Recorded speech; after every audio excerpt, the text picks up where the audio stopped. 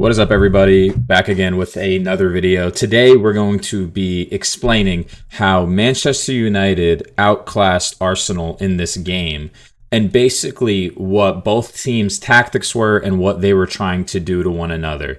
Because if you watch the game, you can never really see Arsenal get fully in their flow. They're typically a team that likes to control the ball, control the possession, control the way of play. They do, however, when they go away against big six teams, do like to sometimes relinquish the ball more, be a little bit more defensive, and go out more on the counter. And it's something that we were seeing more in this game, and I think you're going to see more of throughout the season for Arsenal. Due to that Gyökeres signing, you now have somebody who is elite in transition and can basically just spread the back four, run in behind, and it's something that they haven't really had at an elite level for years since Mikel Arteta has come into the team, and it's something they now have. And you're seeing the way that they play transitionally is now different, but also just the way they are playing away from home against a big six team. They are just more willing to fully rely on transition. And you're also seeing now Manchester United, Ruben Amorim's thoughts, his system come more into play. And it's basically was just a game of two teams that were completely going against their weakness. In this back five system that you see right here of Ruben Amorim, this is going to be the first thing that we notice. So in the game, there's a play where Ben White has the ball right here, and Odegaard's right here in the pocket. Bruno is specifically being told, I'm sure he was specifically told by Ruben Amorim that this pass cannot be made. Ben White can never make this pass into Odegaard, because if Bruno were to be the one to come out to Ben White, Odegaard gets the ball right here, they're driving, it is instantly an issue. So Bruno, the entire time in this entire game, was stopping this pass from going into Odegaard in the spaces. So what you're seeing now is what Arsenal's entire game plan was, even though it really didn't work that well. The main thought process, and we first saw it in around the 25th minute, is in this 5-back system, you're looking for these 2v1 situations. You're looking for Ben White and Saka to have a 2v1 against Dorgu. And what we were seeing throughout the game is Ben White comes up, he'll pass the ball to Saka, and now it's this situation where Bruno can't come out to Ben White or to Saka because then Odegaard's in space. So Luke Shaw has to come out. Luke Shaw is now being dragged out. And there, in this specific 25th minute play, Ben White is able to get past Luke Shaw. He gives it to Saka, makes an overlapping run. Now Luke Shaw is completely out of position. And there is now this 2v1 situation where it should have been played better. You know, they should have played in Ben White gets the ball. He should have played in Saka through, a run in behind. It wasn't able to function that way, but you were able to see the 2v1 that they're craving, because once you get this 2v1, and if it's played correctly and Saka gets the ball right here, these two are now running towards their goal. Gyökeres is occupying both. Rice is coming in. Dallow's occupying Rice. Martinelli is also coming in. There's now this numbers advantage. Casemiro have to pick up Odegaard. There's this number advantage when you're playing these 2v1s out wide. And that's what they were trying to do with Martinelli and Calafiori on the left-hand side. It's what they try to do with Ben White and Saka. It's really why Ben White played over Timber, I believe, in this game, because Ben White is more of like a marauding right back who will actually make overlapping runs, versus Timber's more of a right back that'll kind of sit, inverted a little more. He's better on the ball. Timber's not typically making these overlapping marauding runs. He's sitting typically right here. So that's why the personnel was Ben White this game, I believe, instead of somebody like Timber. But you're typically in this game, what Arsenal were trying to do is get these 2v1 situations out wide. And it really didn't work. But in the 25th minute, you saw Luke Shaw have to come out to Ben White. Saka's now 1v1. It also turns into a 2v1 once Ben White makes the overlapping run. You have a numbers advantage. That was the entire goal of the entire game. That was the entire game plan for Arsenal. There was moments where they were trying to have their typical build up where it's, Gabriel and Saliba as the two back, Zubamendi kind of anchoring, and then they kind of play this two at the back, five up front, two in the midfield. This 2-2-5, and they have they kind of some will invert White as well. White will kind of build this back 3-2-5. They were constantly trying to do something like this, which they are known for, and most teams this is typically how they build. But now you see with somebody like Zubamendi, they trust very, very much to anchor the play very, very well, just constantly recycle the ball. You even kind of see this 3-1-6 where Martinelli isn't even really holding the width anymore. It's Calafiori. Calafiori's in more of this roaming position. So this was something that they were still trying to do, but they just weren't able to because of Manchester United's tactics, which I'm going to get into right now. So now we're going to get into Manchester United's tactics that worked so well. And for Manchester United, the entire thought process, the entire game plan was transition, transition, transition. And the thing that they were trying to do is in these spaces, Mason Mount was playing as a false nine. Cunha was the attacking midfielder, run by one attacking midfielder.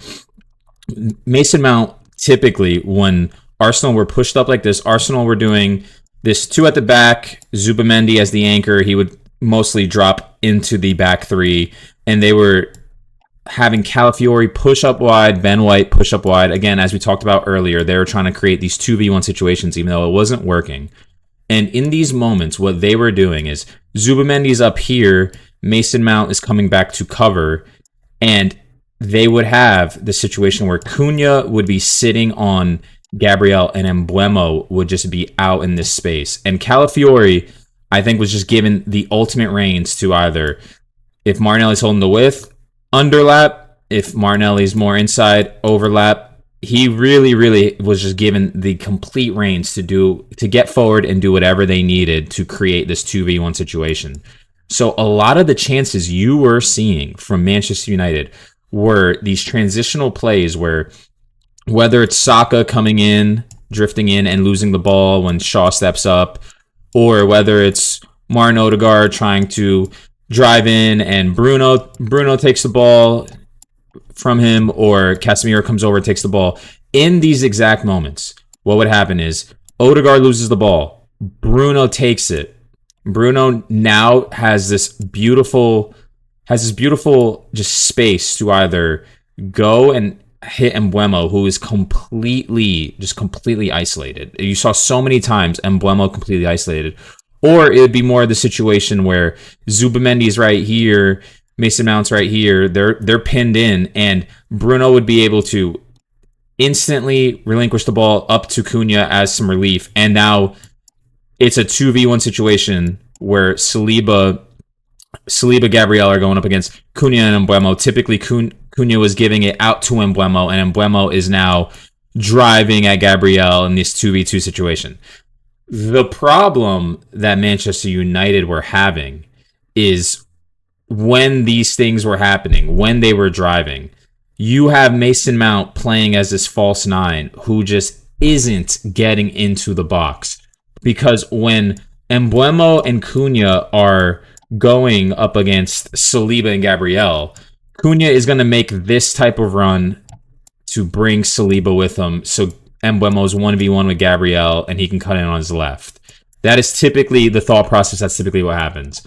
But you need your actual nine. This should be Cunha instead of Mason Mount, and Mason Mount should be Sesko. Sesko should have been starting, and now Sesko's either busting a gut to get this run in behind and bring Saliba with him, and Cunha, who is a natural left winger, a natural 10, a natural just forward, would be now in front of Zubamendi. He's a lot pacer than Zubamendi, and he would be creating this 3v2 situation, which makes it instantly easier if this wasn't a false nine Mason Mount and it was actually a Benjamin Sesko. Because a lot of the times, Mason Mount is right here, and he's not busting a gut, and he's not really significantly faster than Zubamendi to outpace him. And it's just these 2v2 situations that Gabriel and Saliba have been in so many times, and they're comfortable in. And It's not this number advantage, and you're not getting these super high quality XG shots, which is why Emblemo and Cunha were able to get a good amount of shots on target, but that didn't lead to goals. What you want in these situations is Mason Mount being Sesko. Instead of it being Mason Mount, it being Sesko, and I understand Sesko didn't have enough time to train, everything, etc., but you want these 3v2 situations, and if Zubamendi does come back, you want Dalot busting as well to get into these spaces, and when Embuemo gives him the ball at the top, Embuemo's at the top box, he gives Dalot the ball.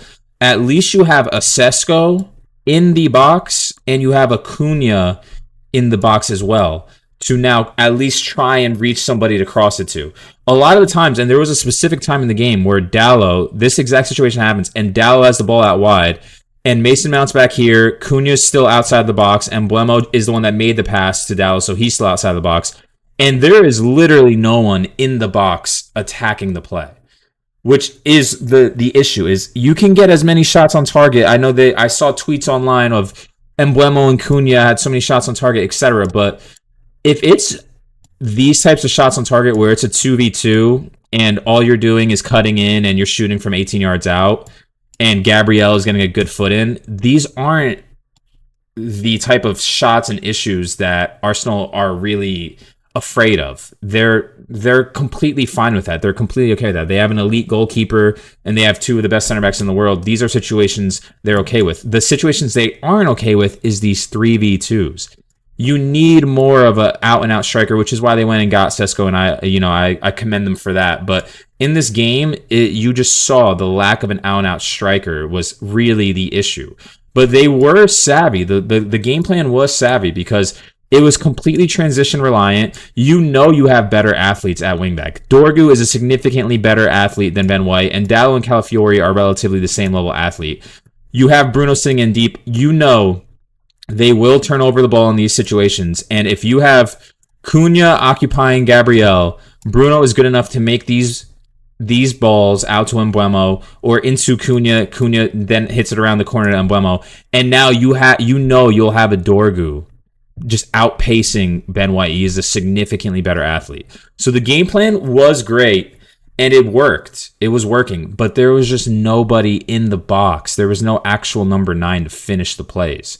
So ultimately, it just the game comes down to who is just now better in all situations. And one of the biggest situations in football is set pieces. And Arsenal is one of the best teams at set pieces, and they take advantage of it. So, they get a bit of a lucky bounce. The goalkeeper flails an arm, and it lands to Calafiori. They win, they score. That's the difference at these top levels. And these top teams is, okay, they're not able to capitalize on these 2v1 situations that I talked about earlier that Arsenal were wanting to. Well, they could score through corners. They could score through set pieces. They could score through any method of football. They're now able to score through transition with Gyökeres as well. So that is the difference. Manchester United now have to start getting to that level as well, where they're feared in every single aspect. They're feared in build-up. They're feared when a team is parking the bus. They're feared in transition, and they're feared in set plays. But I think we saw what was lacking last season, which was really elite attacking midfielders in this 3-4-3 system or this 3-4-2-1 system. And Cunha and Embuemo really brought a level that wasn't there last season for Manchester United. But that's what I saw during the Manchester United-Arsenal game. Arsenal were constantly trying to get these 2v1 situations out wide against Dorgu, having Shaw, come out to try and deal with Ben White. And Manchester United were constantly trying to win the ball in these situations, have Cunha occupying Gabriel, and then either hitting it into Cunha, then a pass around the corner to Embuemo, or just a straight out-and-out ball to Embuemo, who's just occupying this space because they knew Calafiori would be trying to have these 2v1 situations, leading to these 2v2s that lead to shots on targets. But again, against Gabriel and Saliba, against two of the best center backs, you're not going to get these overwhelmingly great XG shots, which is what we saw. So let me know what you guys think in the comment section down below. I think Manchester United are actually going to have a pretty great season. You know, not winning the league like old Manchester United, but compared to last season, a pretty great season where I think they'll be fighting for at least top 7. So, you know, I'm excited to see that front three of Cunha, Mbeumo, and Sesko, and I'm excited to see if Gyökeres can bring that transitional value to Arsenal. Thank you, guys.